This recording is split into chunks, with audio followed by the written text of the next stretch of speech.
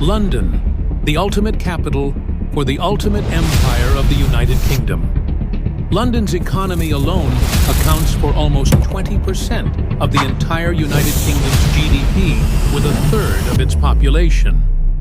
To put this in perspective, if London was a country, it would be ranked 21st largest GDP in the world, well above Sweden, Norway, Belgium, and Argentina.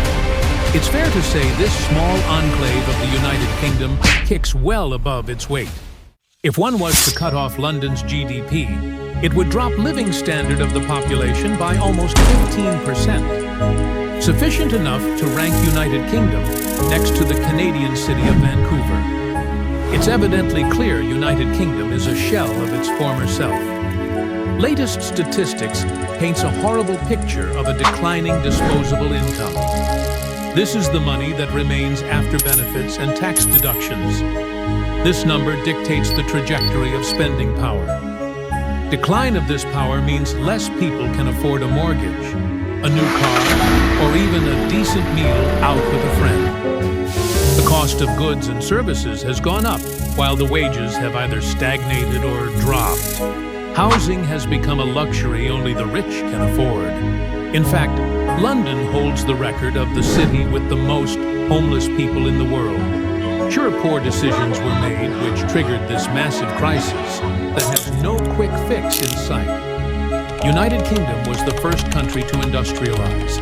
It might now be the first to deindustrialize. Seen from a vantage point, UK's economy is on a downward spiral. A few decades ago, London was a preferred destination for high-skilled workers looking for career advancement and brighter prospect. Nowadays, it has become a victim of chronic brain drain, with talent fleeing in masses to favorable destinations. 3 geopolitical incidents contributed greatly to the current shape of United Kingdom, namely the Brexit, the COVID-19, and the war in Ukraine. However, the stroke that numbed the donkey's back is the 2008 economic crisis. Like the rest of the world economies, UK was devastated. Unfortunately, it handled the crisis in not-so-wise manner. It borrowed £116 billion to bail out leading British banks and instituted austerity measures instead of investing in both fiscal and social policies. There were no significant tax cuts or minimum wage increases, no inflation control, no housing assistance, and no job creation programs. For ordinary citizens, it was horribly devastating. Median household income dropped and then stagnated for a decade. In economic terms, this is referred as the lost decade. For perspective, in 2000, the average household in UK was equal to a household in Switzerland in disposable income. However, in 2020, an average UK household was 30% less prosperous. This is a massive decline within just 2 decades. Real household income is the economic driver of economic activity. Its decline translates to life or death of a nation's prosperity. It dictates consumer spending and elevates living standards, translating to economic growth. Sadly, in UK, the government prioritized corporate interests at the expense of everyone and everything else. However, productivity per capita diminished as a result of lack of investment in the following years. This chart by the London School of Economics clearly puts things into perspective. Before the crisis, productivity was increasing at 2% per annum. After the crisis, it faded out, changing a trend that had been in motion since 1980s. The British population now has the lowest productivity rate among the developed economies in the world. While before 2008, it was second only to the USA.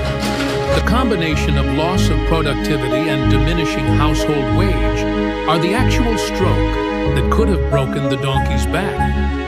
These events unfolded so stealthily that even the political class failed to acknowledge, leave alone address them. No political effort was made to address this crisis that was affecting millions. But it was a crisis, nevertheless, whose boiling point manifested itself in form of Brexit. The uncertainty of Brexit made a bad situation worse by cutting off outside investments by 25%. As if gods were out to hang the empire by the balls, the onset of COVID in 2019 made an underlying crisis explode into an economic catastrophe. The government stepped in and borrowed £280 billion, deemed critical to keep the economy going. However, this money was borrowed when the interest rates were on historic lows, hovering around 0.1%. This meant the rates would be relatively manageable. Unfortunately, the gods were not done with the empire yet. The Ukraine war began. The Russian invasion of Ukraine was met with sanctions which halted the export of gas and oil through trade restrictions. An energy crisis started brewing, and the heat was felt in the whole of Europe. This crisis hit home when households in Britain had to spend triple the amount just to keep their homes warm in winter. The government had no choice but to intervene again. This time it was Europe's most generous in financial support. Between 60 billion and 100 billion pounds in additional spending went straight into Britain's debt. This led to Britain carrying a massive baggage of debt in relative to its GDP. The energy and pandemic crisis flipped the inflation scale to highs never previously witnessed in recent history. In response, central banks ramped up the interest rates. For ordinary citizens, this meant mortgage payments went up overnight by thousands of pounds. Meanwhile, for the national government, the increased rates meant additional payments in interest for the national debt.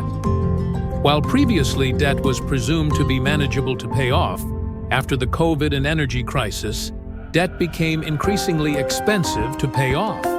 Interest payments jumped from £38 billion per year to £114 billion per year, a staggering £70 billion in additional spending on debt repayment.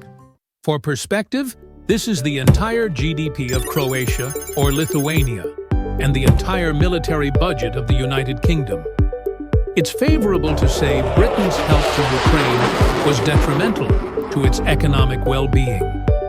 At the moment, debt interest payment is UK's second biggest expense. This has limited surplus cash by tens of billions, limiting expenditure to social services. As a result, poor social services have become the norm since there's a limit to what the government can provide on such budgets. The final factor is the workforce.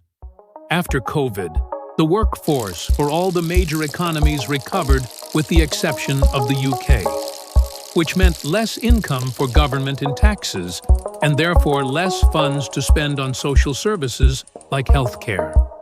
It also means people have less money to spend. This impacts businesses and slows down economic activity. Peculiarly, the British reduced workforce goes beyond the 1%.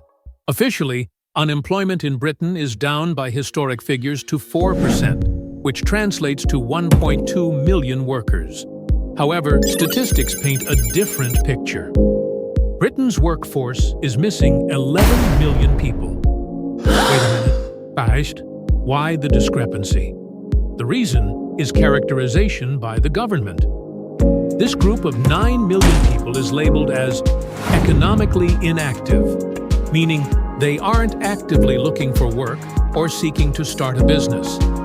About 2.1 million are aged 16 to 24 and are students, hence economically inactive. 3.5 million are aged 25 to 49 and are actively caring for their needy relatives. This leaves the nation with no option but to source labor from across the borders, explaining the reason behind the influx of immigrants in London. Most of them are from Southeast Asia and Sub-Saharan Africa. As a result, this has triggered social disorder, leading to some politicians using the situation to score some political points. One thing is clear: United Kingdom made a bed of thorns, and now all Brits must sleep on it. It might be unpleasant, but the kingdom has been through worse before and should ultimately prevail. Thanks for watching.